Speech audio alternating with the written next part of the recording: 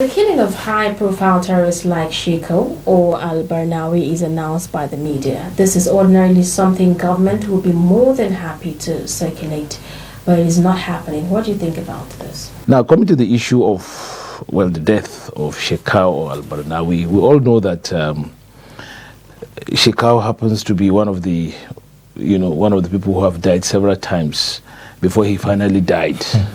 So, well, eventually he died either by his own, by his own hand or by the hands of his rivals or that. But the most important thing is he's no longer with us today, causing a lot of havoc and trouble. And the man that took over from him, Al-Barnawi, which is an acronym actually of Borno, sort of, also, as reported, died. Now, the situation for us to examine is that in that kind of situation where you have a situation of flux, between rival groups and the intense fire by the, military who are now engaging them full scale, anything can happen. It could result in either, he's dying by the hands of the military who are doing the operations there, or by rival groups who are trying to, upstage one another. When you have the death of somebody as important, as prominent as Shekau, definitely there's going to be a vacuum. Some of the people, lieutenants, some of them want to cash in on the situation, to take over. Some will want to, call it a day and then decide not to have the stomach to fight again. And then whoever steps in there will have to run the gauntlet of, having to really, really hold the situation. If he's not, then of course, he knows that it's going to happen. And that's what I believe happened in the case of Al-Barnawi. Of course, details about what happened has been sketchy, and I would not believe or think that the authorities will give us the details of what happened, because these are issues that are security related. But when it comes to somebody like that, isn't it an exciting news for the military forces, especially considering the fact that they've been fighting this war for decades now? And is it not a big news? Yeah, well, first of all, the issue of Shekau, the military themselves at some point announced his death. And in fact, more than once. And it turned out to be no. And he repeatedly will come out after his death has been announced by the military or by other people or by other papers. He will repeatedly come out and put out a video disclaiming that, and that results in an embarrassment. Of course, most of what the fighting taking place there is through the air, so definitely you will have to go in there and check to make sure that yes, he is the one that died. You have to have also DNA test and all kinds of things before you could conclusively say yes, he is the one that died. So I think the military is trying to look at everything. They are not in a hurry to try to bring out the information. Of course, if the information is exciting, as you said, and it is also going to be a morale booster to the fighting there, they're going to come out and say, but not at the expense of the details. I should know these are things that have to be cross-checked.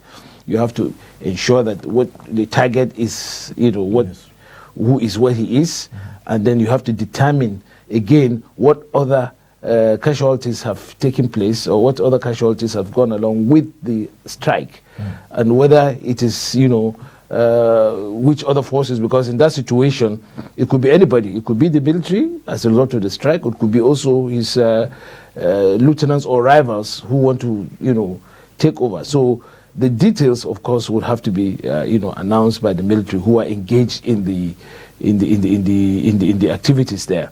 But then, of course, my own sources and my own belief is that he is dead, as because cross-checked, and also the fact that it could be anything from there, because as a result of the fighting, it could be that the military strike got him, or it could be as the military was striking, some of the people who were his rivals decided to cash in on the situation and kill him. Okay. So one will wonder, and one will want to ask the question: is it uhuru yet for our military and for Nigeria, as a whole, if this were to be the case, that a major, or I would say a key commander of the Iswap, has now been killed? No, it would be uhuru yet. because Uhuru for Nigeria is total cessation of, the terrorist activities there, either by Iswap, Boko Haram, and any other insurgent. That's the Uhuru that we are looking for. At least not just the degradation of their ability to attack and continue to attack, but also to ensure that by 80 to 90% they are subdued and no longer in a position to threaten the lives of our people, to cause all the havoc they have been doing for the past decades. So definitely that will be the Uhuru we'll be looking for. But again, as you know, in a war there are several battles. This could be the key turning point, because the death of Al-barnawi, coming a few months after the death of Shekau, really indicates that the war is really getting, on them, and they are on the retreat. If the military or if they themselves could strike against themselves, it shows that there's disarray within their camp. And that should be good news to us Nigerians, because the group that has threatened our lives, threatened the livelihood of people around that area, are no longer in a position to be able to attack. Now, when you get their command and control, which in this case represents Shekau or Barnawi or any of the groups there, one of the leaders there, the critical area is if you degrade the command and control, the ability to strike and the ability to sit down and coordinate attacks is removed. So they will now be thinking about how really to survive and how to disappear, rather than sit down, plan attacks, deadly attacks against our people and confront the military. So we are on the way to Uhuru, but not yet. Okay, I think this brings me to this next one. I think you've started talking about it as well. With the death of these two very important terrorists, is there any atom of these terrorists growing cold feet? Yeah, that looks like it, because definitely what must have resulted in the death of Shekau must have been infighting. So some of them may not have, may have realized that, look, the way the fighting is going on has not been to their good. And secondly, some of them may want to say, look, hey, you have been there for a long time, you have taken the limelight, we also want to be on the limelight. Some of this, internal squabbles, it's a good thing for the country's security, it's a good thing for the military, because the one force that you are confronting are now in disarray, not being able to sit down and plan attacks with confidence. There is distrust among themselves. So that really, indicates that, they are having cold feet and they are not able to strike as they used to. In those days, they would strike at will. They could select targets, soft targets, hard targets, and strike, and even engage our military, and even, plant their flags with confidence. And it was a matter of, public uproar against what the military were doing. And there was a lot of pressure. But now, the military is on the up, and they are on the retreat, so to speak. So definitely, what the events of the past, few months, has helped to ensure that, the military, the terrorists are not in a position to dictate. The initiative is not on their side.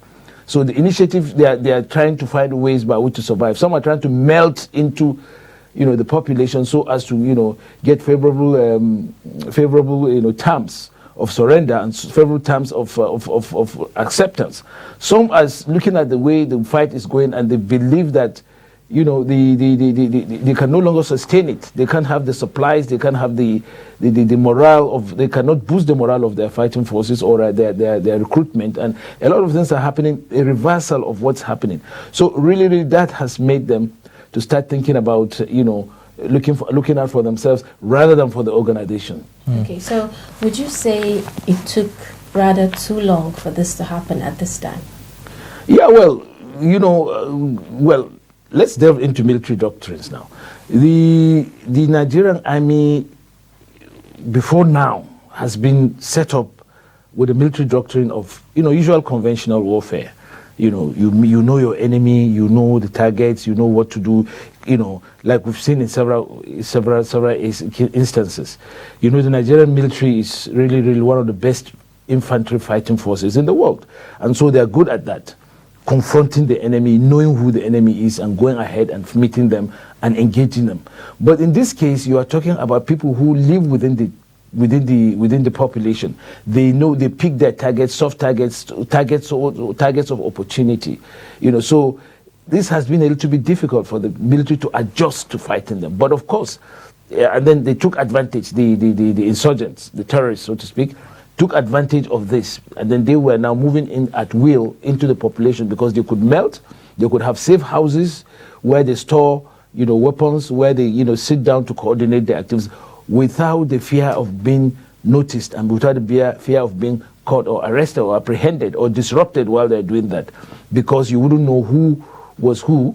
And then, of course, that caught the Nigerian military on. It's not that the military couldn't face them. I mean, the military that was able to get to Liberia with a long line of supplies from Nigeria to Liberia and able to even confront the Liberian rebels, went on to Sierra Leone. I mean, it's a military that really has proven itself. But then every military, just look at what happened in Afghanistan. I mean, you have arguably or probably the best fighting force in the world with all the equipment, all the platforms of engagement deployed there for the past 10 years, but they couldn't subdue the Taliban.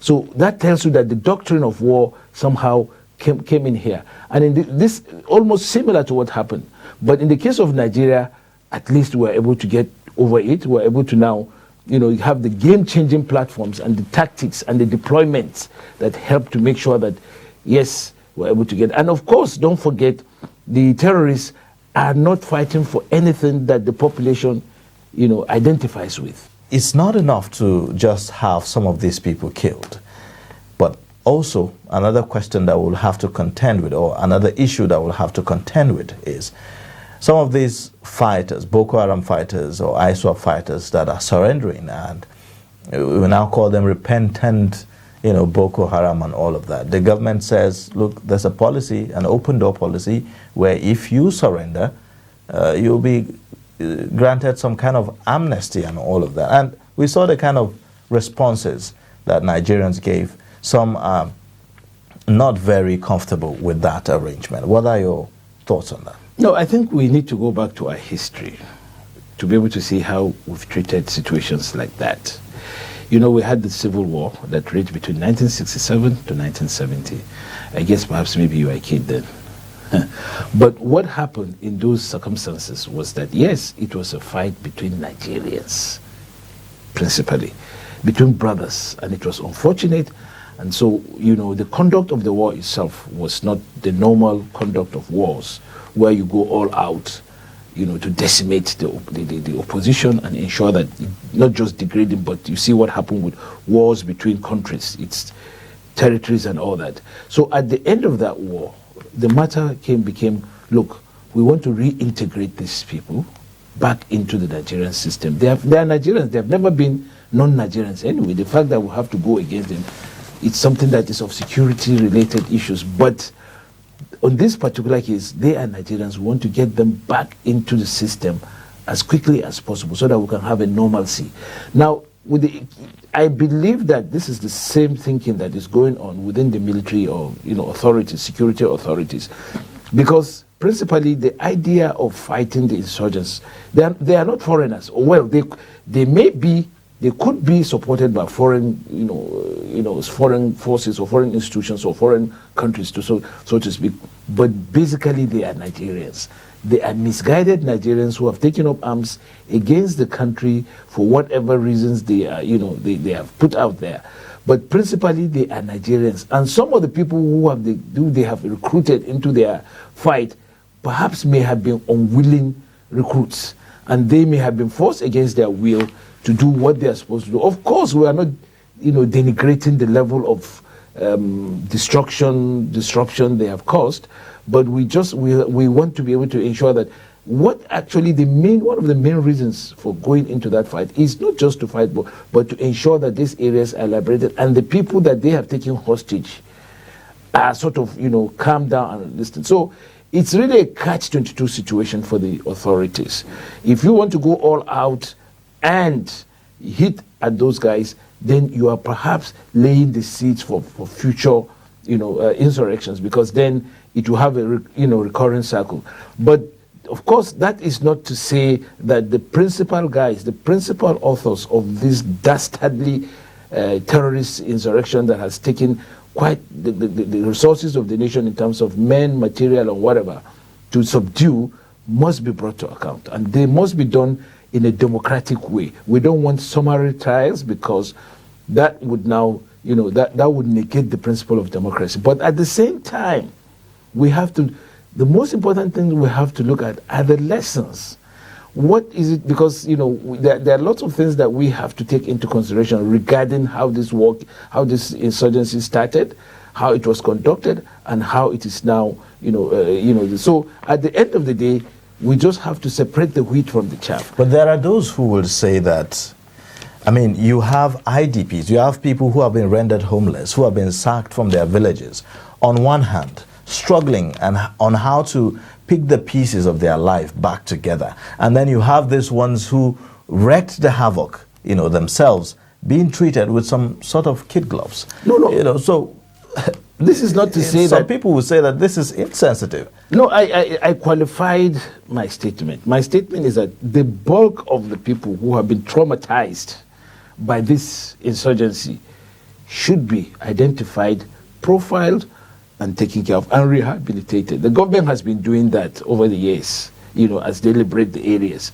But those that are the principal, authors, the prosecutors, the conductors, have to be, identified.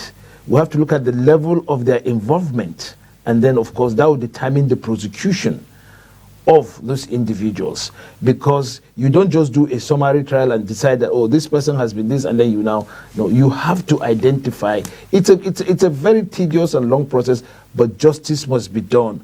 Those that really were involved, let's look at what happened. Well, let me just again give an example. What happened after the Second World War?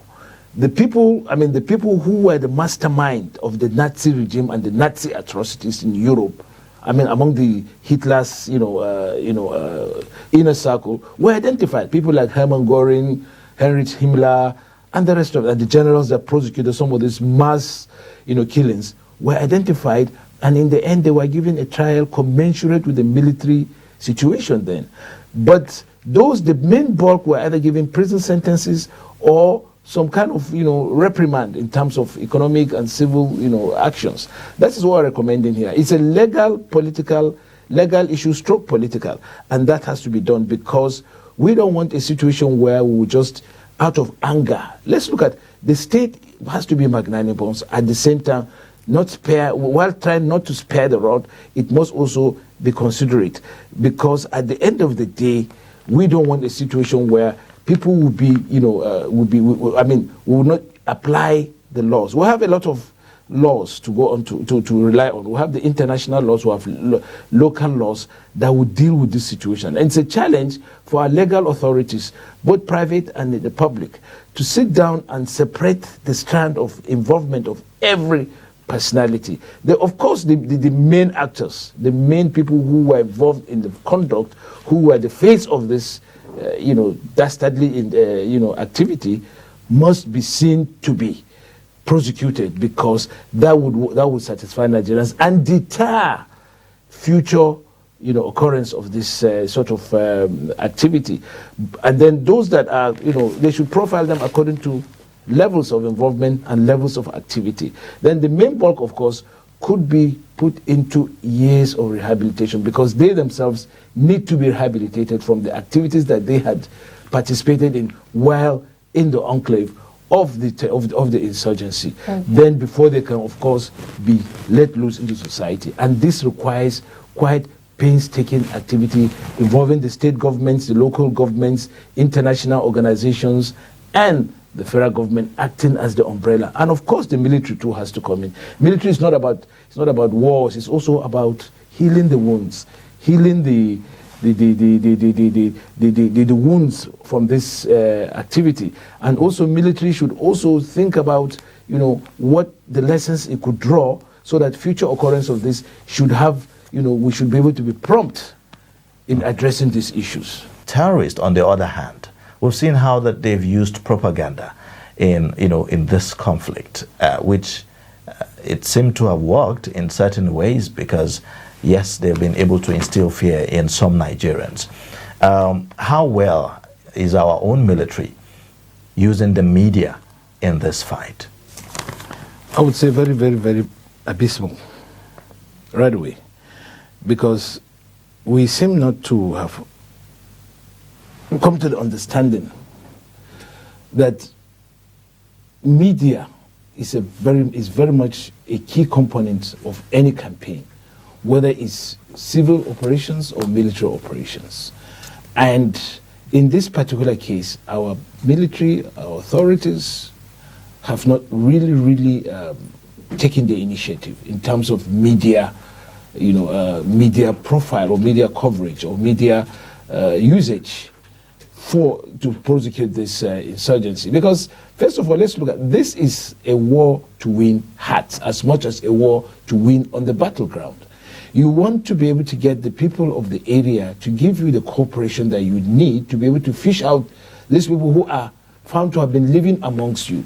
So you need to engage, you need to have levels of engagement with the people out there so as to get their confidence, because these people have been able to create fear and terror in their own way in the minds of these people. You need to de-escalate that, and that is where the military becomes so unduly sensitive, unduly reticent about being able to get out there. There should be people, media people like you and I, embedded in these campaigns. There should be confidence taken. You should take some of the key actors in the media into confidence about some of the important happenings in the campaign, so as to be able to tell the Nigerians, because the Nigerians know only the face of the military. Right. And they want to hear it from the military. Now, I'm not saying that you have to disclose everything that is going on at the war front, because yes, for strategy reasons, you can't do those things. But for the purpose of Nigerians who want to know, who want to have the confidence that, look, our military is doing well, and it's actually the progress, the fight is progressing very well. That is where the military should come in. But it appears the typical Nigerian military, attitude of thinking that, they alone have all the answers. They alone have all the strategies. Sometimes, and we have found that in most cases, foreign media organizations, and actually have most of the information, and they go ahead and reveal it to the consternation of our military and the Nigerian people. And at some point, the Nigerian people decided that since they are not getting the information from our own people, they would prefer to listen from they would prefer to take their information from foreign military sources. And as you and I know, some of these foreign media organizations are not friendly to Nigeria. They're not even friendly to Africa, not talk about Nigeria.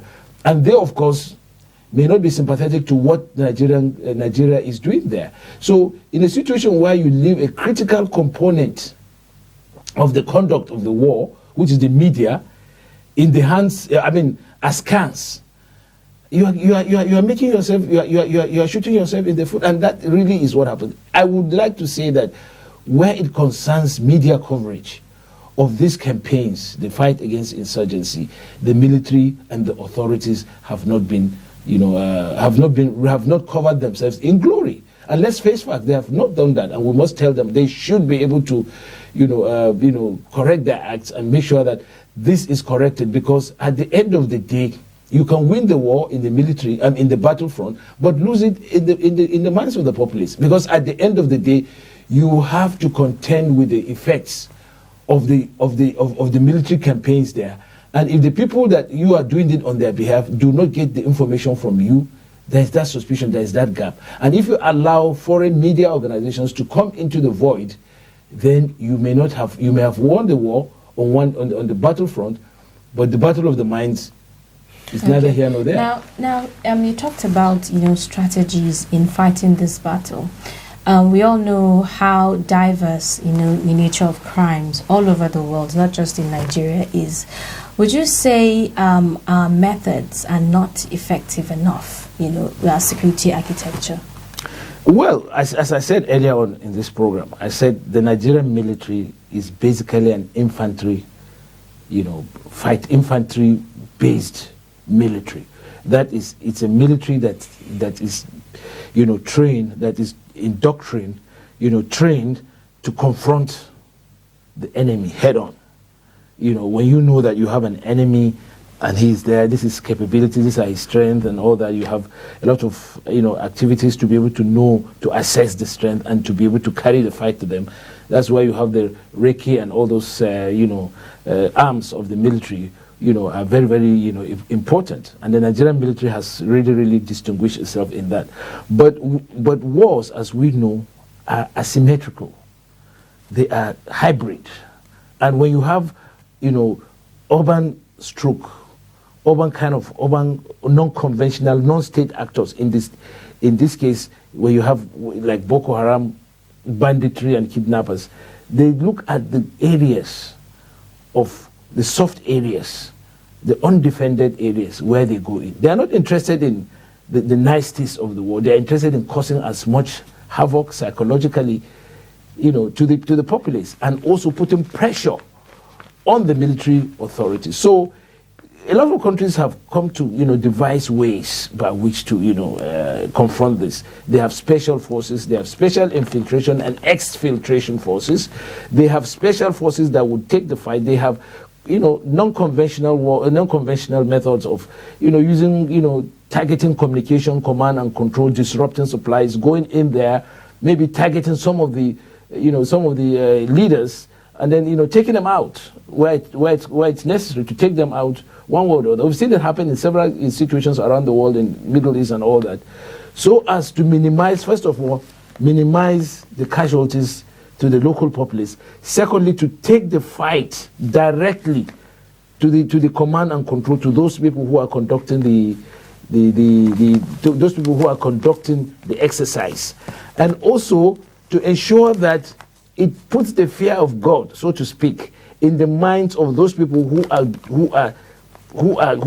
the mind to go on with the fight, and it's a psychological tactic, really. So at the end of the day, these are some of the things that the lessons that the Nigerian military should be able to imbibe and say, look, it is not every war situation that requires direct engagement, infantry-like. Mm-hmm. There are situations that require infiltration and exfiltration, special forces going in there, disrupting the command and supply, disrupting the deployments, safe houses, and also surveillance.